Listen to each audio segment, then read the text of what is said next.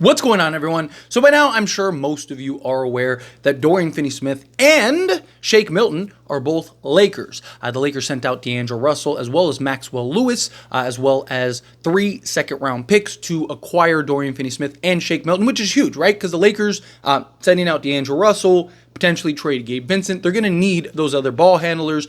Shake Milton is a guy who just had 12 assists in the last game he played for the Nets. Right, he is kind of more of that microwave sort of vacuum scorer off the bench.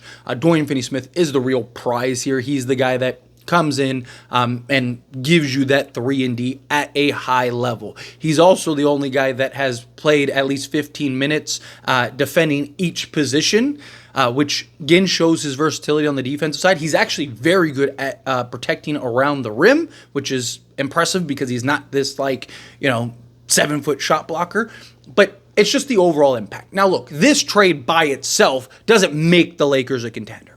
As I've always maintained, we needed a Dorian Finney-Smith and, 2 or 3 other guys. I do think now, however, if the Lakers can sew up their guard position and their center position, we could be in that conversation now, especially because you added kind of like a lower tier guy, but still a very good rotation piece player, a very good kind of off the bench guy that can come in a Shake Milton. Shake Milton's not really going to get the attention or praise that obviously a Dorian Finney-Smith will, but he's a guy that, again, can come off the bench, give you some three-point shooting, 39% from three-point range, give you some just self-creation on the offensive side as well as creation for others. I'd still like a more athletic, versatile defensive guard, right? So Lakers also in this deal cleared off a bunch of salary.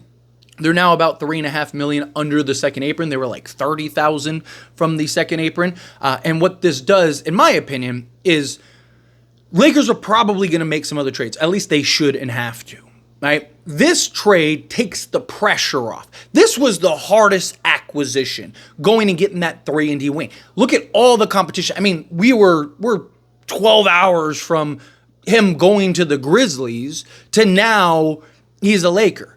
The Lakers have kept him away from teams like Dallas that wanted him back, Sacramento, the Thunder, the Warriors, right? All these teams that were very interested. Obviously, the Grizzlies. So even just keeping him from these other playoff teams, contention teams is huge. And then to have a guy that can slot in, be more of a natural 3, even play the 4, play the 2, right? He just really elevates the ceiling for the Lakers. But it also gives them that flexibility. So if they pull off that bigger swing trade at some point and send out a Rui and Gabe Vincent for, whatever, right? Let's say Brandon Ingram, just for a name, right? And you pull off a deal like that, and then now you have 2 or 3 roster spots that you need to fill. Well, now you have the salary in order to do so. So now you could bring in, say, a Markelle Fultz or a Dennis Smith Jr. or something like that, and still be under the second apron, still have some flexibility there, kind of really carve out and round out this roster. This is a really good acquisition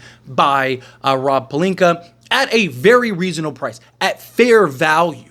Right? The Grizzlies, based on the reports that came out after he went to Lakers, the final trade proposal was a top 15 protected pick, first round pick, Conchar, and then Luke Kennard. They didn't want the long-term money. The reason the Lakers were able to get this deal done, the reason the Lakers were able to kind of swoop in and pull off a Dorian Finney-Smith trade was because the Lakers had the expiring contracts in D'Angelo Russell, but also Maxwell Lewis gives the Brooklyn Nets a young guy that they can kind of look and evaluate this season and see if he's potential part of their plans long-term as like a development guy, or he has a non-guaranteed next season, so they could just get him off the books. So the value for Brooklyn in this move, as you saw with the Spencer Dinwiddie trade, was to clear the deck financially. They didn't want to take on any long-term salary. I see a lot of people are upset and disappointed because of the D'Angelo Russell, right? Like, you just traded your best expiring contract. Couple things. One, this is the hardest acquisition that the Lakers could have gotten. You used D'Lo in the right manner. Would I have loved to use D'Lo to go get a De'Aaron Fox or a Levine or something? Like, sure. But realistically, are the Lakers going to do that? I am a Levine guy, obviously. And look, my Zach LaVine, Dorian Finney-Smith, and Walker Kessler is still on the table. Just saying. But in all seriousness, right, like the 3-and-D wing was the hardest. Going and getting a backup center, that's easy. Right? I mean, you could go get Valanciunas. We've gotten countless reports that have said the Lakers could get Valanciunas right now for Gabe Vincent in a couple seconds. Lakers still have those seconds. They still have a Gabe Vincent. You could easily just go get Valanciunas if you wanted or needed to go get him, right? The backup center position is the easy part, and the guard position is probably not going to be as hard as the wing depth because there's just more demand for these guys. The Lakers made the right decision in using their kind of more valuable expiring assets to go get the toughest and most biggest need. The Lakers needed a 3-and-D wing more than anything, right? More than anything, right? Especially with Max Christie, the way he's playing defensively, like worst case scenario, in a pinch, you could have that. Going and getting Valanciunas is not going to have the impact to the level in which you'd get for Dorian Finney-Smith. And they were also able to get Shake Milton, which again gives them more bench depth. And look, he's going to give you more than what Maxwell Lewis gave you. The smallest, now the only guy in the rotation that's under 6'5" is Gabe Vincent. Right, Shake Milton gives you a 6'5" versatile combo guard that can score the basketball, make plays. Right, like I said, he just had a 16-12 game. Right, defensively he's not great, but he can get after. I mean, Lakers. JJ Redick was able to get Austin Reeves and D'Lo to buy in defensively. I'm sure that he'll be able to get Shake Milton to provide something on the defense side. It just gives us shooting, gives us floor spacing, gives us what this team needs. Now, where Dorian Finney-Smith and Shake Milton will fit in, I will do a more in-depth dive into each one individually because I do think that, I want to spend more time really honing in and breaking it down, but just kind of on the surface, right? The Lakers need Dorian Finney-Smith and his versatility, particularly on the defensive side, right? He's a guy that can make an impact and defend out on the perimeter. It's also a big difference when you're playing on Brooklyn and you don't really have the defense pieces, where you have Anthony Davis, who is your help defender, is massive for him. He's really good at just staying in front of guys, moving his feet well. Like I mentioned, he's a guy that can defend really 1 through 5. And he's the guy in the league that has done it at least 15 minutes at each position, right? He's also a guy that can slot in. I said this in my reaction video because I was super excited. He is basically the souped-up version of Taurean Prince. What we wanted Taurean Prince to be, that 3-and-D style guy that could slot in 2 through 4, and you saw his versatility slotting in at the 2, 3, and 4 at times. I can see Dorian Finney-Smith, same thing, depending on the matchup. His versatility is where he's going to be so impactful and really be able to knock down the 3 ball. People look at his just baseline stats, and they're like, oh, but he's not that great. Again, you got to look at the advanced metrics. You got to look at the defensive impact, things like that. This is a guy that, on the surface, if you just look at the base stat line, you're like, what? Like, how much is this guy going to help? Alex Caruso is averaging 5 points, 3 rebounds, and 2 assists. Everybody in the world every Laker fan in the world right now would give up a first for Alex Caruso. And Dorian Finney-Smith has better stats. Dorian Finney-Smith gives you that. Right? Why do people love Alex Caruso? Because of the things that don't show up in the box score. Same thing with a Max Christie, right? Something that I've talked about heavily with Max Christie is if you just look at the baseline stats, he's good, he's okay, he's doing well for a young guy. But if you actually watch the games and you see the impact and you see the athleticism, see the versatility and him keeping balls alive and him defending and switching and being able to be chameleon-like out there, that's where you're like, man, he is killing it, right? And you've seen all the hype build up. People are going to feel the same way about Dorian Finney-Smith once he gets here. Obviously, we're all hopeful that he doesn't forget how to shoot. We have that trend when people come to Lakers, but he's a veteran. Been there, done that, been in the playoffs, has performed in the playoffs. He's a guy that I do trust will have that impact. Shake Milton, he's a guy that, again, can slot in as that kind of microwave vacuum scorer, as well as that guy that can come in and make some plays. Still young, 28 years old. He's cheap for the next few years, and I believe he has non-guarantees the next 2 years, but it's only $3 million. But it gives the Lakers flexibility if they need to. You can also package him in another deal, right? If you needed $3 million in salary or something to clear off, right?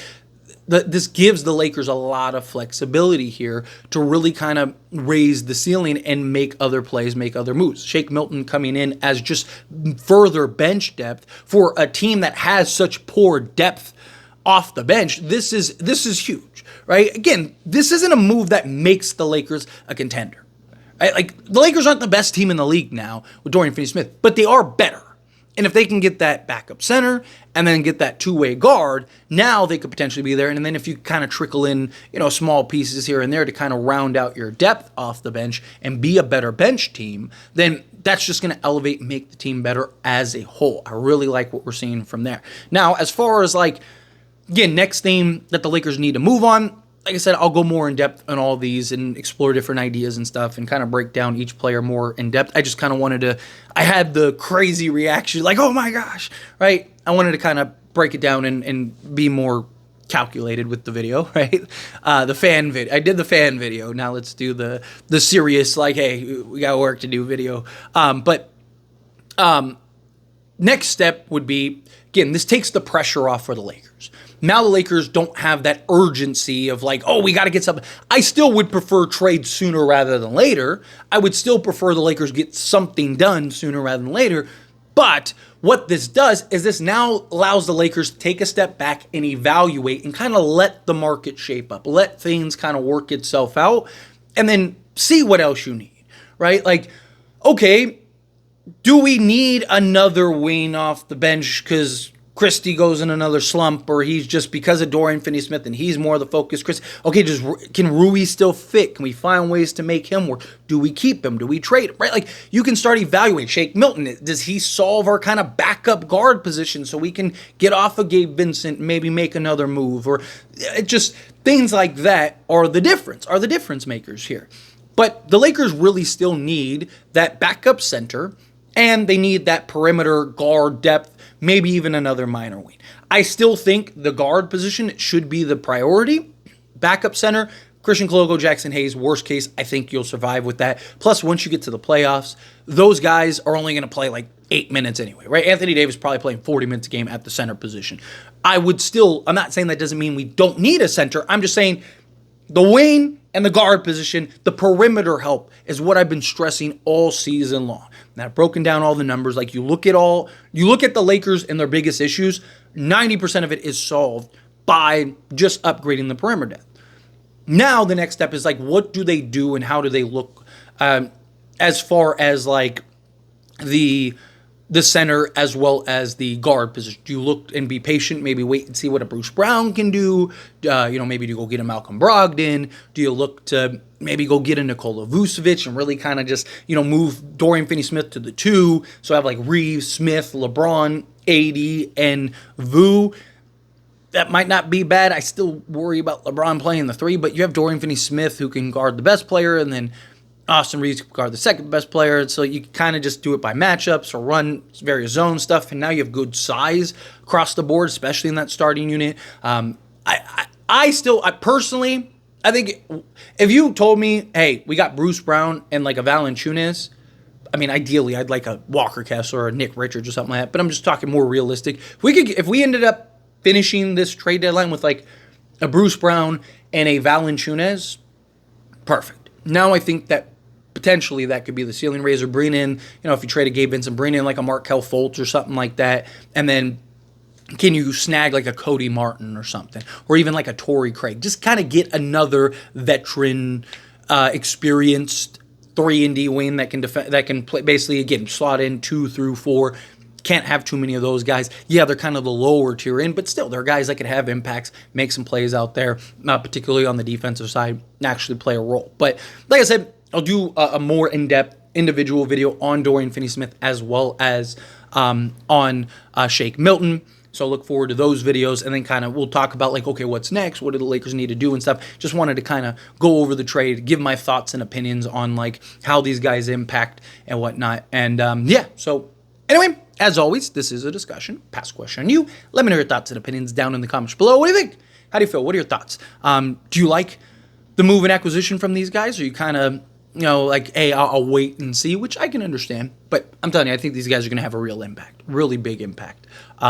Again, I don't think we still need more moves. This isn't the, hey, we're done, good job, Rob, hang it up, right? No, you still have a lot of work to do, still a lot of things that need to happen and get done, but this is a huge step in the right direction. This is a huge move that really now moves the needle. Doesn't move the needle all the way, but it moves the needle to a point where, okay, you can see the vision. You can see it starting to come together. You can see it starting to develop. And I really do think that this is going to change the Lakers. I think that they're going to be much better. They should be ready to go by the Cavs game, which would be huge. But fingers crossed. Hopefully this works out. I'll let you know. But anyway, again, however you feel, whatever your thoughts are. Either way, I'd love to hear it. Let me know down in the comments below. That being said, if you haven't liked this video, hit that like button. Helps me out. So me enjoy these types of videos, and I truly appreciate it. Not subscribe channel, hit that subscribe button. Turn on the bell notifications. Appreciate y'all. See you in the next one. Thank you.